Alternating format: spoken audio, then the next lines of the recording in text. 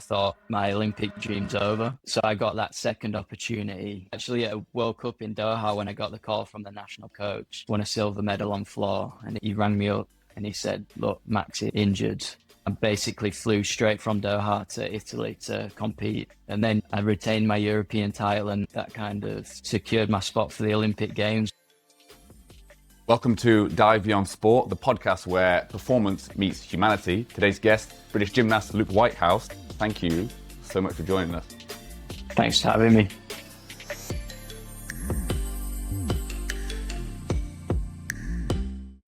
Forward to this, Luke. The first thing I want to touch on is you were the first person to successfully complete a back triple on the floor. I've watched it a number of times and I can't get my head around it because, knowing acrobatic movements, knowing that kind of skill, I can only imagine how difficult it is when you've got the floor coming at you. So can you, from your perspective, explain to the listeners why it's so difficult, why it's never been done before, and why you believe that you'd be able to compete it successfully? Yeah, I think it was always one of them skills that I wanted to learn. It was only really the Russian gymnasts that were doing it. But naturally, I'm quite good in a tuck shape and spin pretty quick. 2021, I started kind of learning the triple back kind of progressions from the tumble track to then the floor to high mats. And then it comes to a point where you've just got to kind of do it.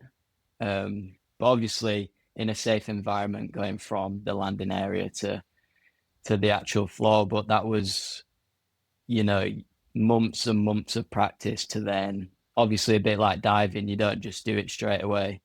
It was through practice and doing the different techniques and really building that skill up. The bit that gets me actually is I was just flicking through your Instagram a little bit, and I watched a video of you doing the double back onto some mats, kind of like what you were sort of just touching on there to kind of build up to it.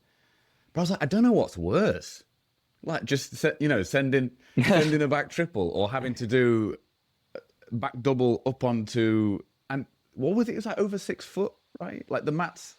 Yeah, it was way above head height. But yeah, that's what one of the drills and things we do to make sure that it's safe when we do it, knowing that I have enough height to actually do the skill safely. Like what was the at what point, obviously because kind of like what Yona was touching on, very few people have done this, competed this. At what point do you know?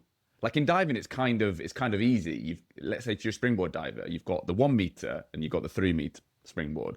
So if you want to do 3.5 on 3 meter springboard, and if you can do like a triple that's relatively comfortable on 1 meter, you're pretty good to go. But once you can do double back onto 6 foot 4 inches of crash mats, you're safe. You know what I mean? Yeah. So going from the tumble and doing it from the actual flooring's a bit softer, it propels you a bit more.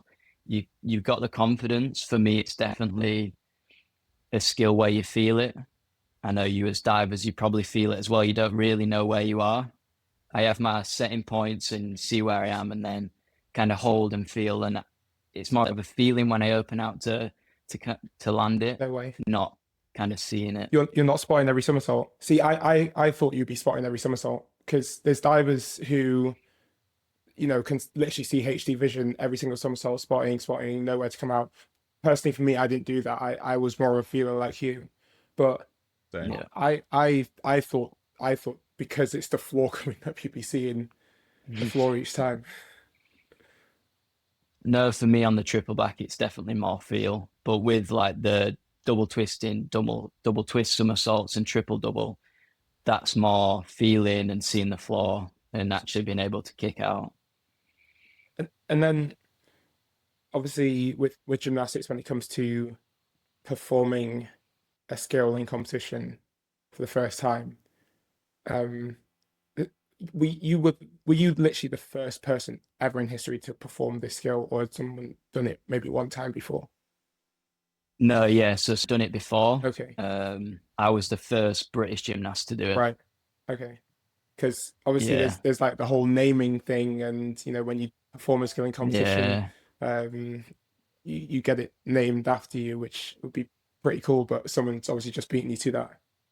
yeah. No, the the gymnast that did it, that was back in the 1980s or whenever.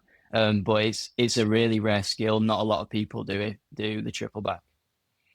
I remember as well thinking, because now it's like it's becoming more, it is growing more popular. And so is that, do you kind of take responsibility for that almost, or? I feel like it a little bit. I think after COVID, literally no one was doing it. It was probably me and maybe one other gymnast. But now you've got the Americans doing it. You've got the Russians doing it again. Um, so yeah, I'd like to think that I kind of started the trend again. Yes, yes. Yorkshire lad shaping the world. I love it.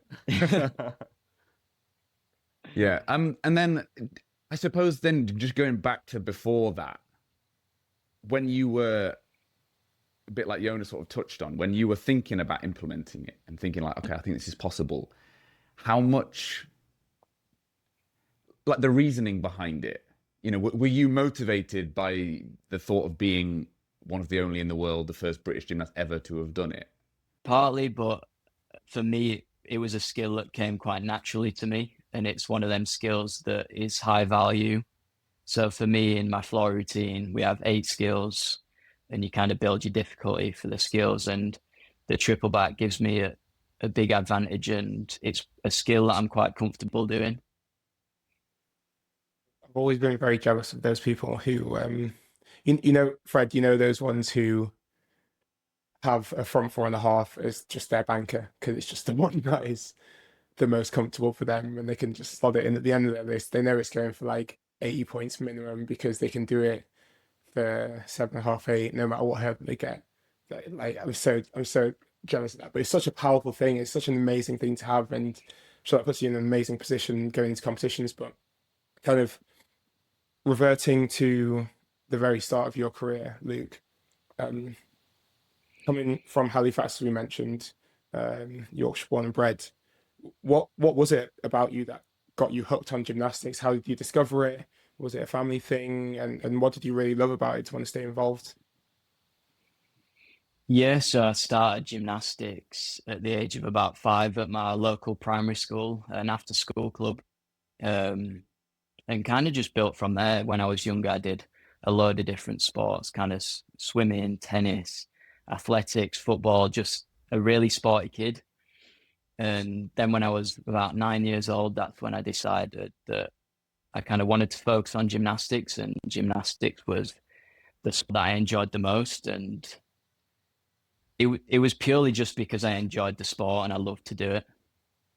Where did you find it? Like, I think I saw that it was some kind of, was it an after school club or something that you first like found gymnastics?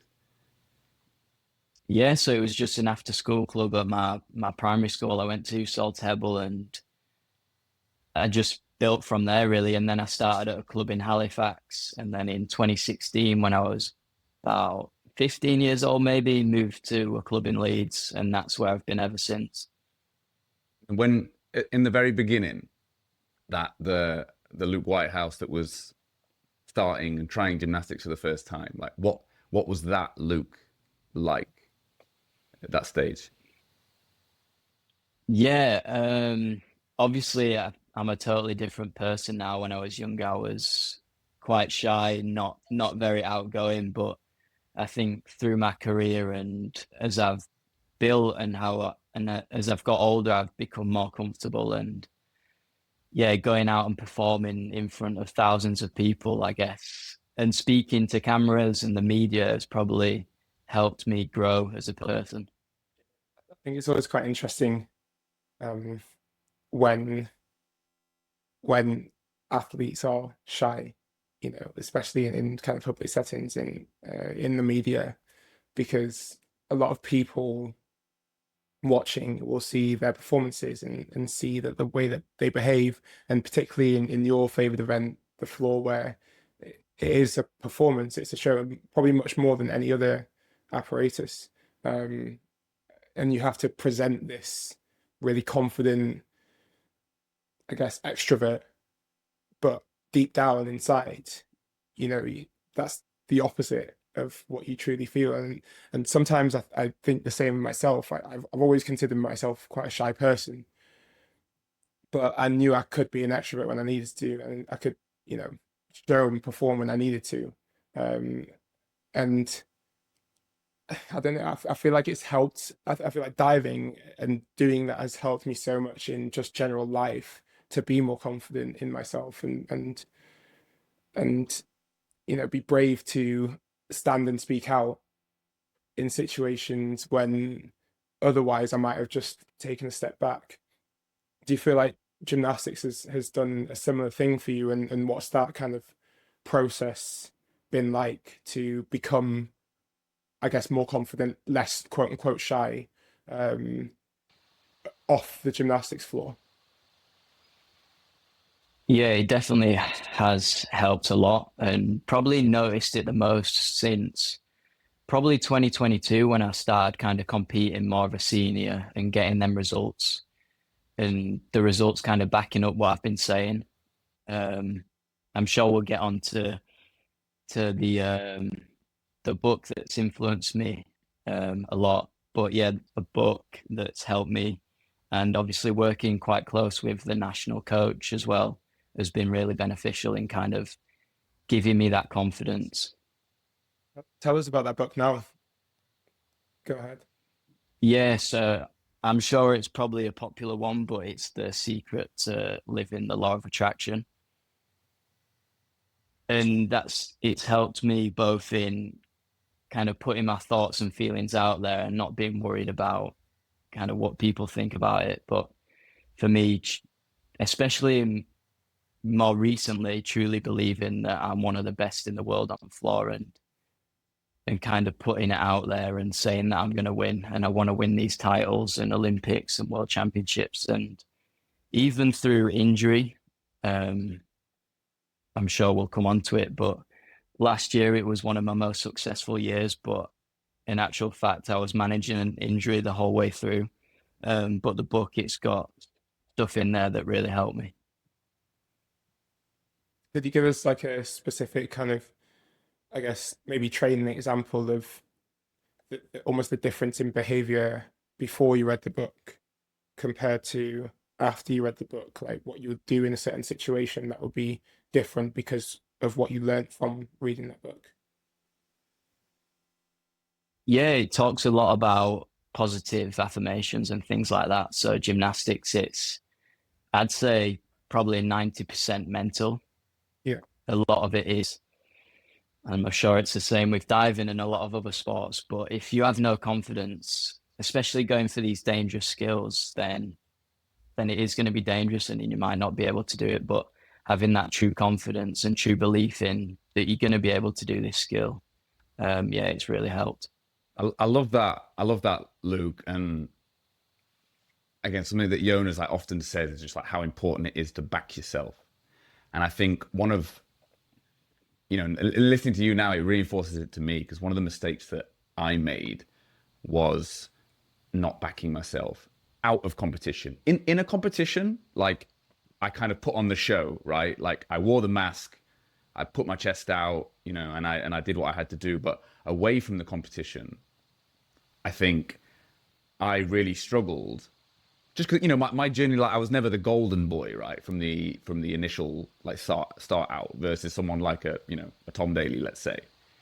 And so then I always thought like, oh well, I'm not quite there. I'm gonna train as hard as I desperately can to try and get there, but I'm not quite there. So I just really struggled to say things like again outside of competition, like I think I'm one of the best in the world, or I'm here to like win these medals, or and so I just think that's amazing that you've managed to make that. Would you say it's the book, since reading the book, that changed that for you, or were you doing that already, or?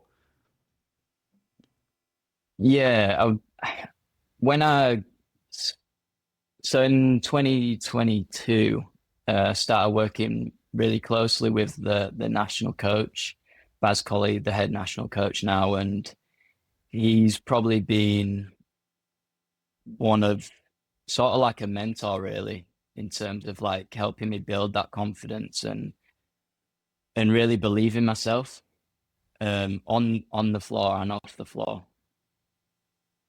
So that yeah, so Baz, I think he's played quite a role of kind of like a mentor, both in the gym and helping me learn skills, but also mentally and truly kind of helping me believe that I can achieve these things and different way of thinking about certain things. And yeah, I think because mentors is something I really wanted to speak about as well. And I wondered, obviously, it's amazing hearing about the influence that Baz has had on you. But then also you come from an era of gymnastics, British gymnastics, particularly the men, of just, unbelievable names and results. And, obviously you will have grown up and developed through like seeing all these things happen.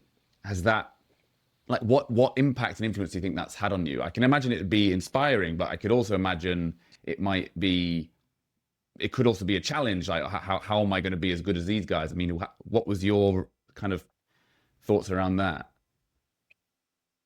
yeah. So I actually didn't get on the national squad until really late compared to majority of people. So I got on the squad in 2019, sort of 18 years old, which is really late compared to other people, kind of going through the whole junior program and building up. I was sort of coming towards the end of my um, junior career. Obviously went to EOF and the Junior Worlds. But yeah, so in terms of the pressure and obviously the guys that in front of us, older than us, doing so incredible with the results, I think for me it just motivated me and showed that if they can do it, then why can't I? Yeah, it's amazing to have that example to push you to be better every single day, because ultimately those are to achieve what you want to achieve. Those are the people that you got to be. But it is quite interesting that you maybe came into the national program a little bit later than maybe others did. Why was that the case? We spoke to Jack Law a little while ago, and he spoke about when he was much younger, probably around 11, 12 years old. His coach would kind of purposely just hold him back a little bit from learning skills that he maybe wasn't quite ready to learn, building proper foundations. But then there was a switch where he started learning them because his foundation was excellent. He was able to achieve all these amazing things. So, was it something similar for you at all? Was that a conscious decision on your coach, or was it just the circumstances? Uh, yeah, I think just the circumstances, nothing to do with being held back, or I was always kind of knocking on the door and I just needed that one opportunity Mm. to show that I was good enough.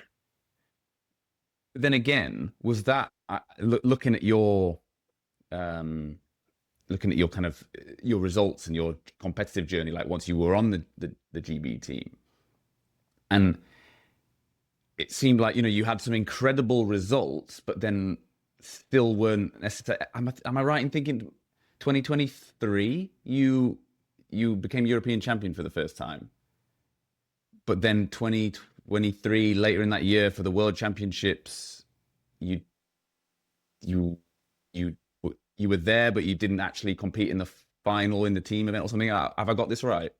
Yeah, so 2023,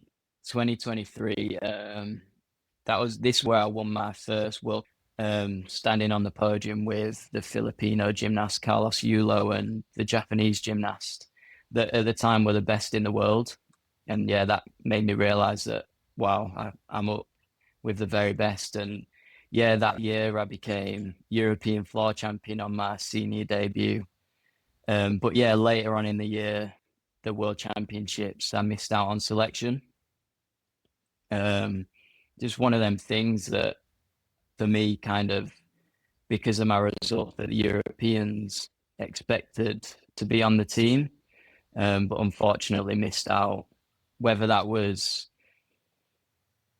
maybe they thought it was a fluke or didn't think I could do it again or whatever.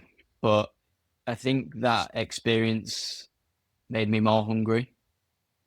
I was traveling reserve for the World Championships. I got to go around with the team, and I was literally training in the back gym every day. And I was doing the routine. It was the hardest routine in the world at that point, and I was just so desperate to get on that floor. But yeah, it wasn't meant to be for that competition, and yeah, it made me grow stronger. It's always a tough one. I see the gymnasts as a traveling reserve because we don't really have that in diving. Um, I suppose I suppose For me, injuries go the on. hardest bit for me, the hardest bit was doing the whole preparation as if you are going out to the competition, because if anything happens, then you want to step in and do your very best. But when it came down to them actually competing, you've done all the work, you've done all the hard work, the same that they have, but then you have to sit aside for the competition. But yeah, that was the hardest part for me. I mean, that I think I can totally understand that, and it's interesting because the podcast we released, episode we released last week was with someone called Louise Bloor, and she was a sprinter, and she kind of peaked quite late in her career, and her goal was always to make it to the Olympics, and this was the Rio Olympics, but she had a bit of an injury niggle right before it, so she wasn't quite at her best, and she ended up going to Rio, but she never ran. So she was in the relay team, but she never actually stepped foot on the track, and so it's like she kind of achieved her dream, but then couldn't quite do it in the end. And that was, I mean, obviously, like, she'd be immensely proud, but I can kind of, from listen to her story and like you saying that, Luke, I can see how like challenging that must be. But then obviously it's not. The worst thing for her was that the team got a bronze medal as well, right? And because she didn't actually run in the Yeah. heats, she didn't get the medal, which is even Yeah. more savage because it feels even more close. Um, I can't imagine, but you actually must have learned so much from being in that experience because that would have been your first time at a World Championships, no? Yeah, my first time at a World Championships, and yeah, going around with the team like that, a whole different level of kind of gymnastics, and the pressure of three to count in a team final where every routine matters. And obviously gymnastics, same with diving, the difference between a medal and no medal can be tiny. Yeah, absolutely minimal. But you must have obviously after the Europeans where you won and had an amazing kind of breakthrough, I suppose. Um, you must have had a lot of preconceptions about what a world championships would be like, and what the environment would be like, what the other athletes would be like, and that then being your first experience of it must have either confirmed or um, made or created more questions in your head potentially. What was the most surprising thing that you saw when you were at that World Championships that you really didn't expect to see or feel, even though you weren't, obviously fully participating? Honestly, not much similar to like European Championships in terms of the setup, the back gym where you warm up and then kind of marching out into the arena. Um, just in terms of, yeah, I think the whole size and the amount of people actually there competing, and I guess the standard is obviously a lot higher at a World Championship. So yeah, that point as well. But then I love that you said that like, mate, you weren't sure necessarily what the team selection people were thinking. Was it just the fact that you'd won the European Championships? Was that just a fluke or whatever? And then obviously you came back to the European Championships 2024, won that, and then you also have won the European Championships again in 2025. And I think, okay, am I right in saying that so you're also the first British gymnast to ever win 3 back-to-back European Championships and the first in the world to do that since like the 60s or something nuts? Yeah, so there's only one other gymnast that's ever done that, and that was, yeah, back in the 60s, an Italian gymnast, where gymnastics back then was way different. But yeah, the 2024 Europeans, it was where I didn't have a great start to the year with illness and injury, and I was actually reserved for the European Championships to begin with. No Um, way. uh, yeah, unfortunately, Max got injured. but then that gave me the opportunity to step in. With it being Olympic year as well, not getting selected for the Europeans to begin with, I thought my Olympic dream's over.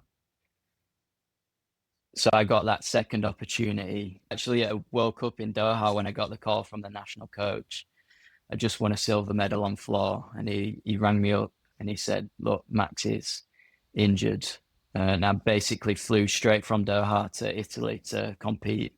Landed the next day, was podium training, and then yeah, it was, I retained my European title, and that kind of secured my spot for the Olympic Games, which, if Max hadn't got injured and I didn't get that second opportunity, that wouldn't have happened. So quite a pivotal moment in my career, really. That's unbelievable. I didn't know about that at all. And I mean, what a crazy opportunity to come your way, first of all. But it's got to be quite amusing, you know, when they don't travel with a reserve. Um, you then get the call to kind of come in, and you got to just jump on a plane and jump in straight away. What was that whole process actually like? You know, you said you were at a World Cup event in Doha, and you flew from Doha to Italy. Yeah, so I heard that Max had got injured, and it was actually the three reserves that went out. There was three reserves that went out to the Doha World Cup, and we took extra clothes and stuff in case Max did have to pull out. Okay. So we kind of knew, but then it was basically whoever did the best at the World Cup would go. If Max did pull out, but obviously I won the medal, and then Paul, the national coach at the time, rang me up and told me I was getting on a plane to Italy. So you're like, sorry, Fred, you're jumping in there, replacing one of the best gymnasts that we've ever had in this country, but also off the back of a previous European title.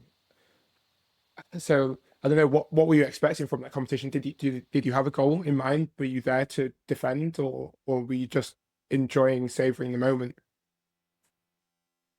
No, I knew going into that competition that this was my last opportunity for the Olympic Games, and I one, I wanted to retain my title, and two, and if I didn't win, then there was no chance I was going to the Olympic Games.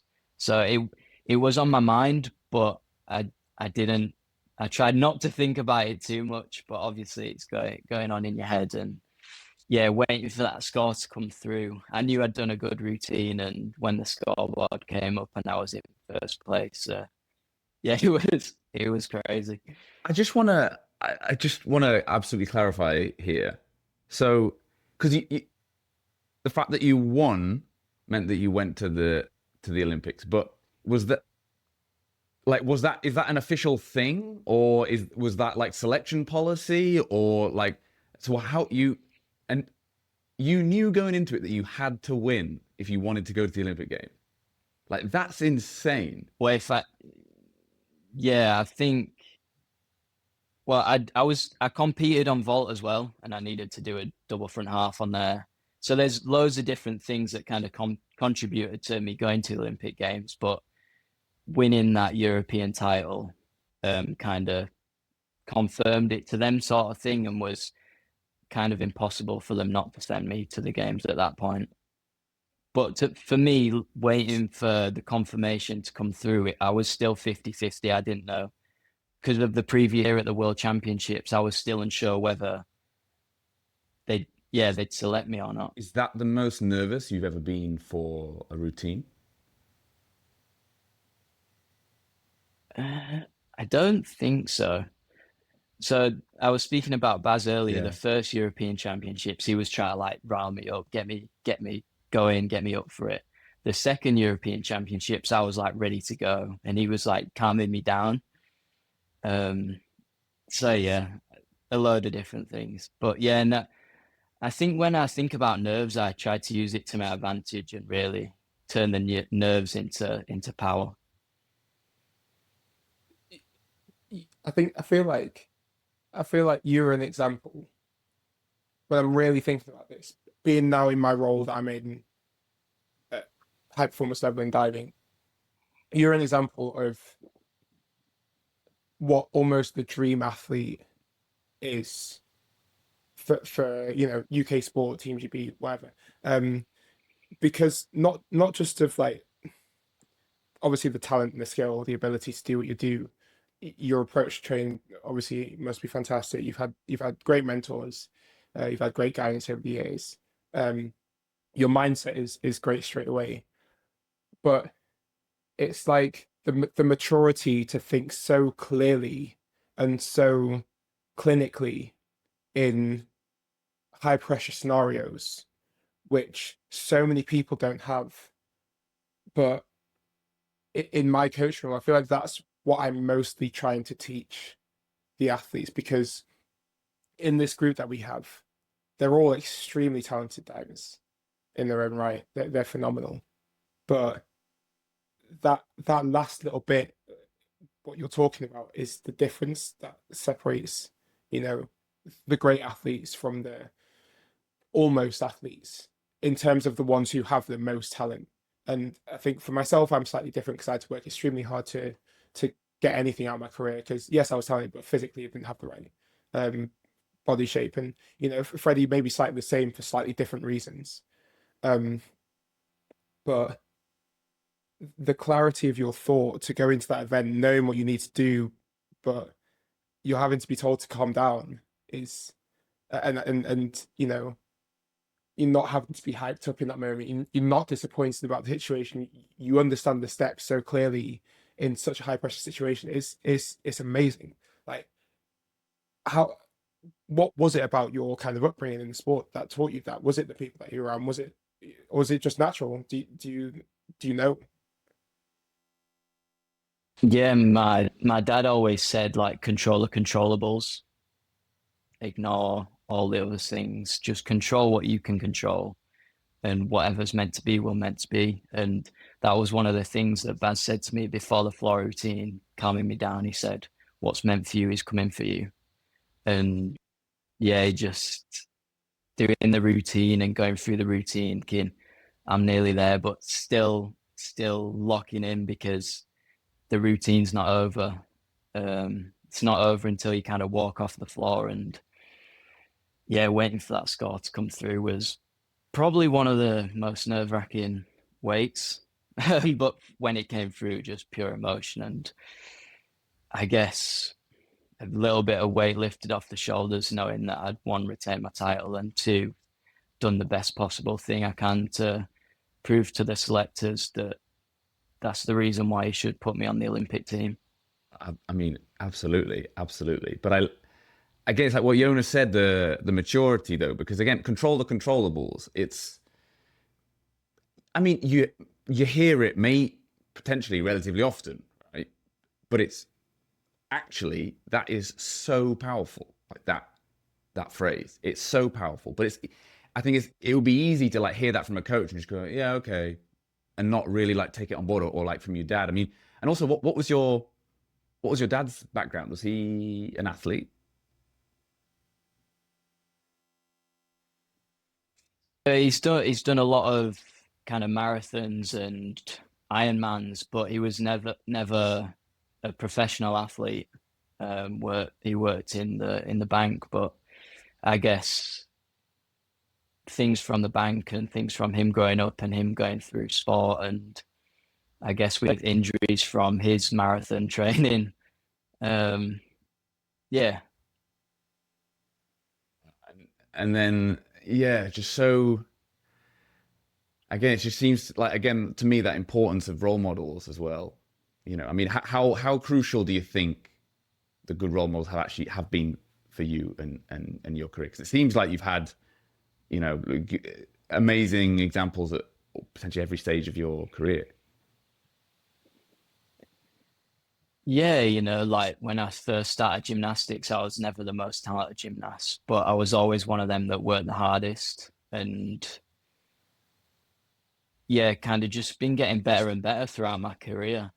Junior career, never won any medals really. Went to EOF, which was my first multi-sport event, and then went to the Junior Worlds, which for me was like, wow, this is what it's like, kind of competing in a proper arena. best gymnasts. And then, yeah, going into my senior career, winning the title, Europeans kind of on my debut, and still kind of keeping grounded and humble about the way I kind of go about my gymnastics, inside and outside the sport, I guess. I mean, you just used the word humble, and I was just thinking like the humility again, touching on some of the things that you said in the past, like the first person to three-peat a European title since the 1960s. Yeah, like just mention it so nonchalantly, and it's just like so calm, like that.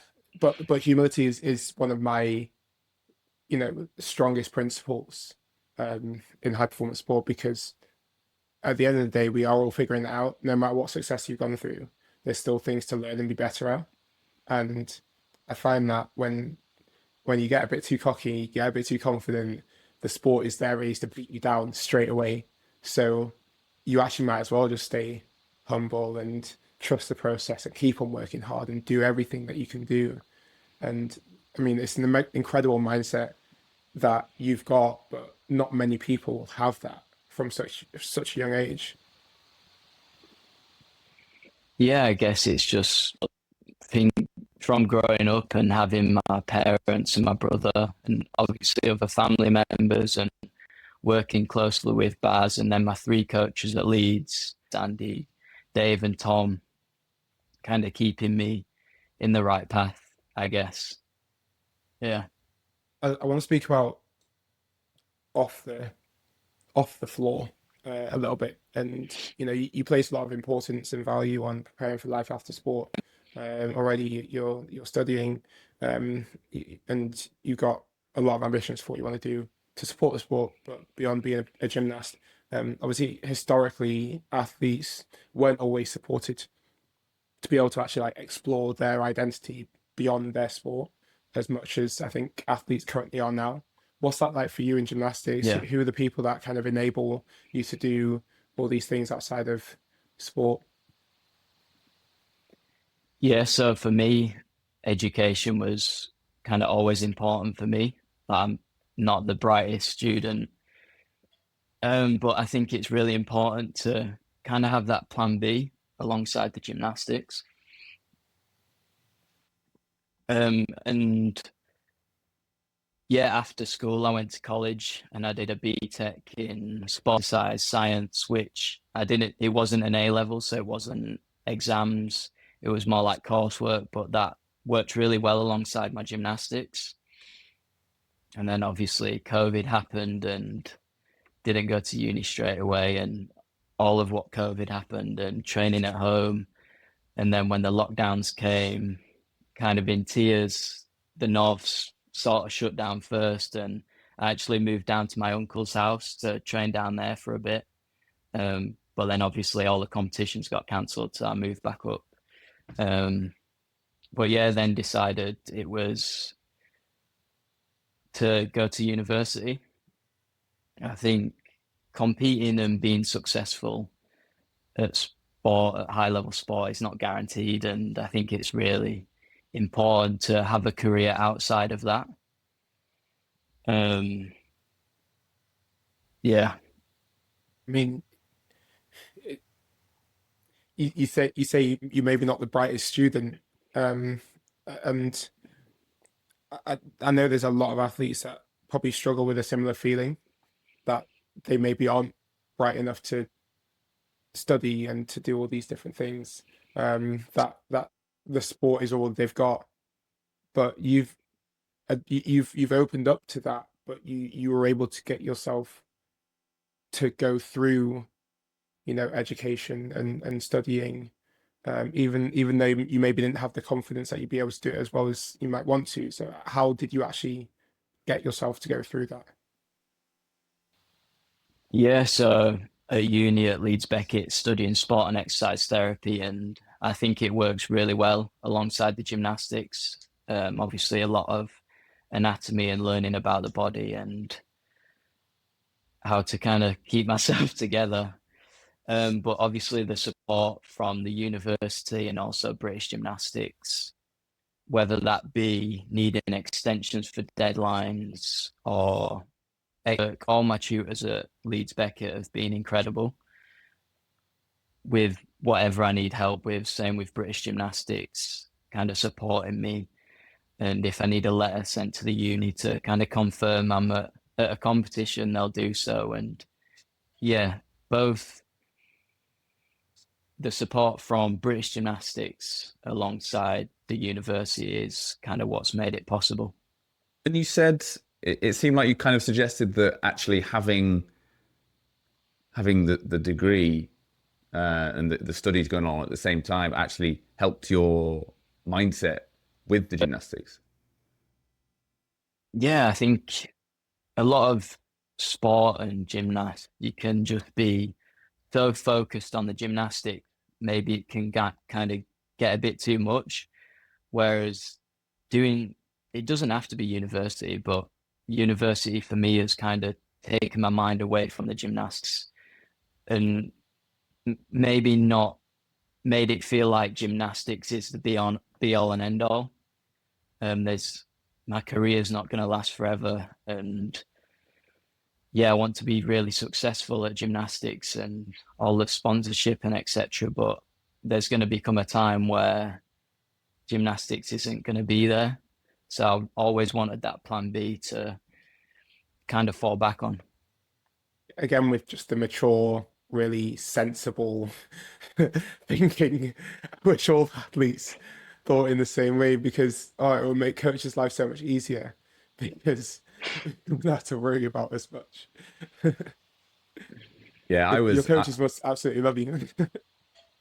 I'm certain. I'm absolutely certain of that, Luke. And I know for me, really it was a bit of a loaded question because I think I know on my side, and obviously everyone's different, but I didn't go to university because I wasn't clear about what I wanted to study. And it just didn't seem to integrate very well, like diving and studying. And at the time, my only real goal was to like get as far as I could with diving, right? And I don't, my career worked out the way it did. I represented Team GB in the Olympic Games, like super proud of that. But when I think about like my years of training from 18 to 21, like those 3 years, because 21 was when I competed in Rio. I mean, there were some great times, of course, but I know that like some of the mental spirals I went on just because there was just not that much else to take me out of it. And I just think like looking back on my experience, yes, I wouldn't change anything, but I would certainly give other athletes the advice to find that other thing, be it, as you say, university or something like completely different, starting a side hustle or, learning anything, instruments or whatever, music, but like really, really putting yourself into something, not like super casual, like something that actually like takes your real focus. Because I did a lot of hobbies, but it was hobbies, right? It wasn't as encompassing as it should have been to really take me away from diving. And was that mindset instilled again from your parents and from British Gymnastics? I remember when I first got on the squad and the national coach, Paul Hall, he did have a meeting and he did say how important education was, and in terms of the amount of gymnasts on squad and how many will actually make it to the top level. And that's one of the reasons why education is so important, to have something to fall back on. So it at that time it did come from British Gymnastics, but also my parents as well. I think I've been pretty well looked after in terms of knowing what the right thing to do is in terms of education. I think there's not that many kind of head coaches that would actually say that as a priority.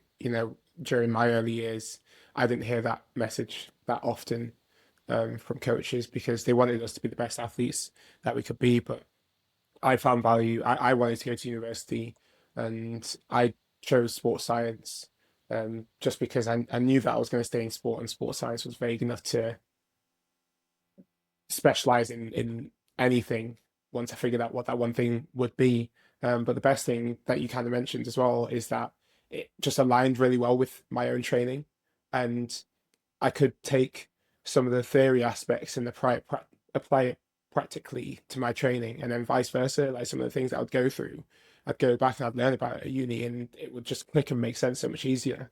Um, do you think that's obviously been, I guess, been an important thing for you, that it aligns very well with what you are doing day to day in terms of the theory to practice side of things? Yeah, it definitely does fit in really well, and it works seamlessly, really. I don't really think of it in terms of kind of the practical aspect compared to the gymnastics, but I just think in terms of the body and the way we're moving and just the recovery side of things and injuries and the rehab, etc., etc., I think, yeah, they work hand in hand. I did want to touch actually just a little bit on injuries, just because, yeah, maybe a bit of a final point from me. Just obviously, I think gymnastics is one of the sports that's made arguably most famous for just how, yes, it's artistic, but how physical it is, and the stuff that you're putting your bodies through that we really weren't designed to be able to do, you know. And so, yeah, just to maybe if you could just talk a little bit about that and how, you know, just the physicality of it, how you found that and how you've managed injuries through your career. I've probably been quite lucky in terms of not having many injuries at all. I think I had a stress fracture kind of 2019. Obviously still growing quite a lot then. And I did a lot of competitions that year. But yeah, last year, 2025, I got injured at the start of the year, doing a dismount off the high bar, dug my heels into the mat, and yeah, bruised my heels pretty badly. And that was at the start of the year. After the Olympic Games, we in gymnastics, the code changes, so the rule book kind of changes, and it went from 10 skills down to 8 skills, and they put in this dismount rule where the dismount, the more difficult it was, it kind of gave you a bigger bonus. So I was trying to put a new skill into my routine, and it was just one of them things landed not too much different than I would normally in training, but in a competition environment, the mats are a lot harder, less forgiving, and yeah, injured my heels. Kind of put me out of the British, not the English champs for that year. Didn't do too well there. And then the British Championships was the preparation for that was tough. Coming back from the heel injury and not really being able to train the floor, which is kind of my piece. I wasn't actually all round, and my floor routine was probably my second floor routine. I'd done that preparation. I was doing simple dismounts, but I managed to make the floor final, and vault was actually my last apparatus, and my all round was going well. I literally hadn't jumped over the vault in maybe 4 weeks because of my heels. I was in a good position all around, so I was like, right, I'm gonna do a vault. Landed it, and I ended up coming third all around. So yeah, that was pretty cool. And then yeah, became British champion that year as well, after pretty much no training. And that got me selected for the European Championships, which I was really pushing hard for, both on the floor and the all round. The all round was going really well, adding some new skills and upgrades into the routines and really pushing on the floor. Literally a week before we flew out to Germany for the competition, I landed pretty badly on the floor and it's swelled up my whole ankle. We managed to kind of compress it, ice it, and do everything I could to get the swelling down. But the preparation was going so well. and the opportunity to retain my title again and become the first British gymnast to kind of win 3 in a row, I thought, what have I done? Injured myself, and it was probably the best prep I've ever had. But yeah, managed to get out there. The team, we were European champions. Probably one of my most enjoyable competitions, and then made the floor final, retained my title for the 3rd time back to back. And then it wasn't until after that my ankle was still swollen and my physios were and ahhing, and we decided to get an MRI scan, and it turned out I actually fractured the bottom of my shin bone. So yeah, just one of them things that full of ups and downs, and the ankle, I'm still dealing with it now. It's just, yeah, one of them things that I've been managing throughout the year that a lot of people probably don't know about. Yeah, and with the way that you perform, you know, I watched a bit of the World Championships last year and saw your routine. Didn't look like you had any kind of issue whatsoever that you were managing. But again, it just speaks to your mindset. It speaks to your mature, calm, collected way of thinking, controlling the controllables, doing the best that you can do, working really hard, and then it is what it is, basically, which is just such a powerful message to. I feel like every athlete out there just needs to really understand the power behind that mindset. Um, and you know, you did a nice job of kind of describing a lot of your successes there, and you've won so much. And the bar is so high within British gymnastics. There's such a good group of gymnasts, and Max just came back as well, just to add to it, which is fantastic for everyone. And I wasn't sure if like how I wanted to ask this, because I was always quite uncomfortable about talking about the future. I was always quite passive, and I kept like the you know the bar low for myself, because I knew that my hard work will take me towards it. Um, but what would you define as a successful cycle up to LA? Like, what are your goals? What do you want to achieve by the time we get to the LA Olympics? Yeah, the cycle started off really well. I think the team side of things is something that we really want to push, and we really think that we can win a team medal at the LA Games. So that's one of the big ones, and that's really important for me and the team to kind of get them results this year. We can qualify for the Olympic Games as a team if we finish top 3 at the World Championships. So that's one of the main goals this year. But for me, obviously winning the European floor title for the fourth time in a row, no one's ever done that. So that will be history. So yeah, that's something I want to do. And then yeah, I want to be world champion as well. And then going into LA, the dream's Olympic champion. Love it. I love it. That is, yeah, that is slightly different to us, isn't it, Yona? Just lay it out. Lay it out there. Yes, straight up. I was Straight like, up. just make it, just make it. That's all I When wanted. is the so what are what are the timelines for this year? When are the Europeans, Worlds? Yeah, so they're actually later on this year, Europeans and Worlds. We've got the English Championships in about 4 weeks, and we've got the British Championships in about 6 weeks. And then 2 weeks after that, I've got a World Cup in Croatia.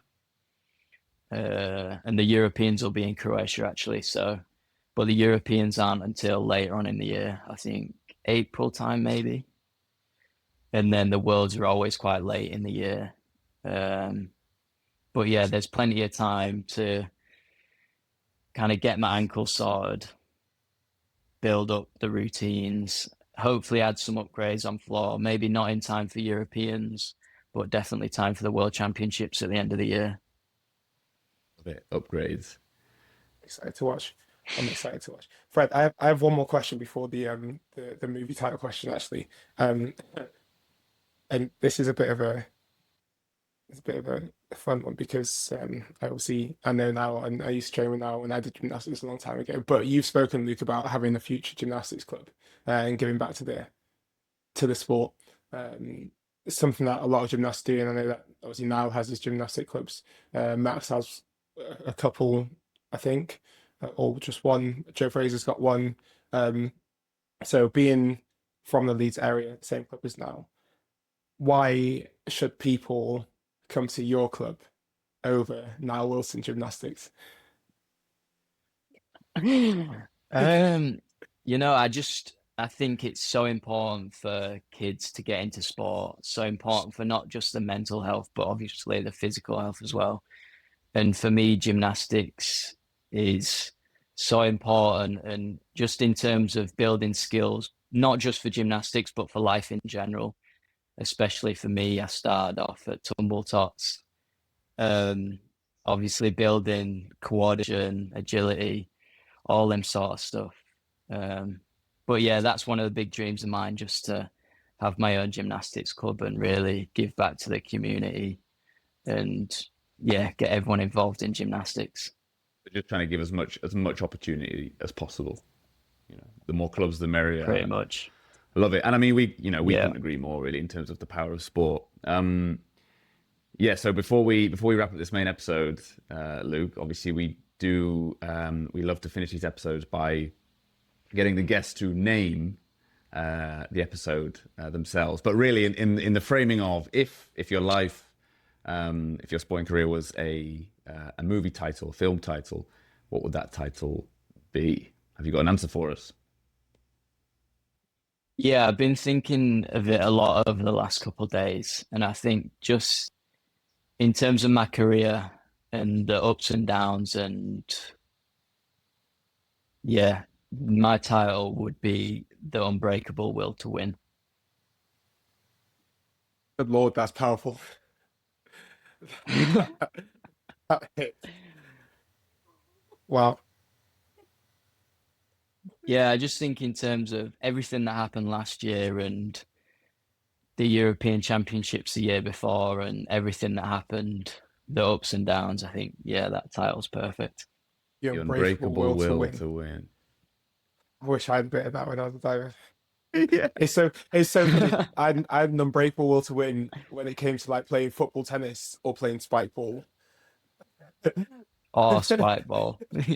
Like when as soon as I got involved in those games, I was like, I would turn into a different person. I'd go or even like diving games when we play like a little requires game as part of my group. I would never, ever, ever want to lose those games. But as soon as it came to a competition, like I don't know the fear that I don't know what it was, but I feel like if I had the same mindset, I could have done so much more. But that's what sport does to you, right?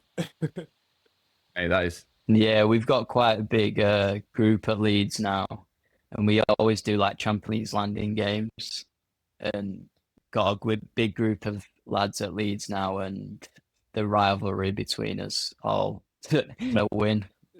Who it gets out of normally hand. wins out? Who's normally the winner? Depends. We're all pretty good at landings actually, but I think that's because we play it so often.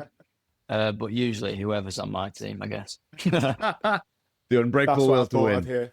That's what I Yes. thought I'd hear. I'm not gonna lie. Too right.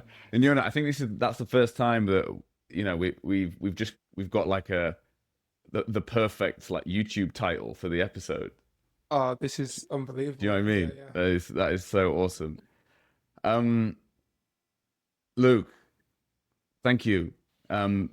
Yeah, I just to say at this end of this episode, I think Yona's mentioned it a few times, but I mean, I really admire your ability to humbly declare and state your intentions and your ambitions and your goals, but done, yes, with such humility, and also to have a lot of the maturity and the perspectives that you do have from such a young age. I just think that's for me in my position, that's super inspiring. So I know others will find that super inspiring to hear. So I just want to say a big thank you, and thank you for joining us. Thanks for having me. Thanks for the kind words. Yeah, I'm sure we could have spoken about a lot more, but yeah, thanks. It's always the catch. We can always go again. Yes, let's do it. We would be Yeah, delighted to speak to you again. We'll touch base when you're when you do the 4P. Yeah, sounds like a good plan. And I love it. It's not even phased by that. No, It's just not like bothered. just a smile, Oh, like man, sick. the way that I would I'd shrivel up into a nervous ball. Yeah. That's Incredible. not it. No, Awesome. Luke Whitehouse, thank you so much. That is where we will wrap up this main episode. So thank you so much. But Luke will be hanging around for one more dive, which is our bonus section. And so if you're not there already, the link will be in the show notes and we'll see you there. And otherwise, we'll catch you in the next one. Thank you.